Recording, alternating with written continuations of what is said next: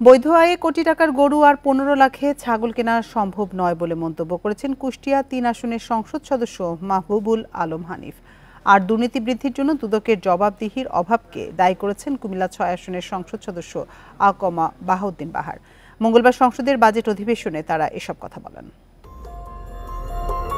সম্প্রতি একের পর এক বিভিন্ন সরকারি কর্মকর্তার অস্বাভাবিক সম্পত্তি অর্জনের বিষয়টি সামনে আসায় এ নিয়ে দেশজুড়ে চলছে নানা আলোচনা সমালোচনা। বিষয়টি মঙ্গলবার সংসদ অধিবেশনেও উঠে আসে। দফায় দফায় সরকারি কর্মকর্তাদের বেতন বাড়লেও থামছে না তাদের দুর্নীতি, এমন অভিযোগ করে সংসদ সদস্য মাহবুবুল আলম হানিফ বলেন, আমলারা জড়িত না থাকলে রাজনৈতিক নেতাদের দুর্নীতির সুযোগ নেই।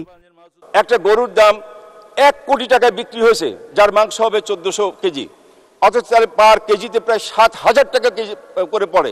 এটা কারা কিনলো, কেন কিনলো? এটা বৈধ উপায় যাদের, তারা এইভাবে টাকা খরচ করে কিনতে পারে না। দুর্নীতি হয়তো সরকারের ডেভেলপমেন্ট এবং প্রকিউরমেন্ট ওয়ার্কে, তো সেখানে একজন রাজনীতিবিদের সুযোগ কোথায় দুর্নীতি করার, যদি সরকারি কর্মকর্তারা তার সঙ্গে জড়িত না থাকে? এরকম হাজার হাজার মতুর এখন যারা দুর্নীতির অভিযুক্ত এরকম আছে।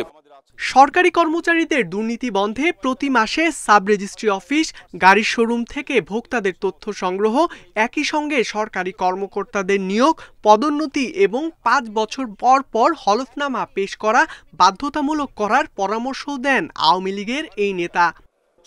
সব খাতে অবৈধ সম্পদ অর্জনের জন্য দুর্নীতি দমন কমিশনের অব্যবস্থাপনায় দায়ী বলে মন্তব্য কুমিল্লা 6 আসনের এমপি আকমা বাহাউদ্দিন বাহারের। দুদক একটি স্বাধীন কমিশন, আসলে স্বাধীন, ওনারা আসলে সত্যিই স্বাধীন। ওনাদের স্বাধীনতার জন্য আজকে বাংলাদেশের জায়গায় জায়গায় দুর্নীতির ছাপ দেখা যাচ্ছে। দুর্নীতি দমন কমিশন ইচ্ছা করলে কারো বিরুদ্ধে ইনকোয়ারি করে, করে না।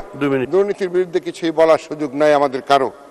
এদিকে কালো টাকা সাদা করার ক্ষেত্রে নিয়মিত করের তুলনায় 15% কম কর আরোপের সমালোচনাও করেন তারা।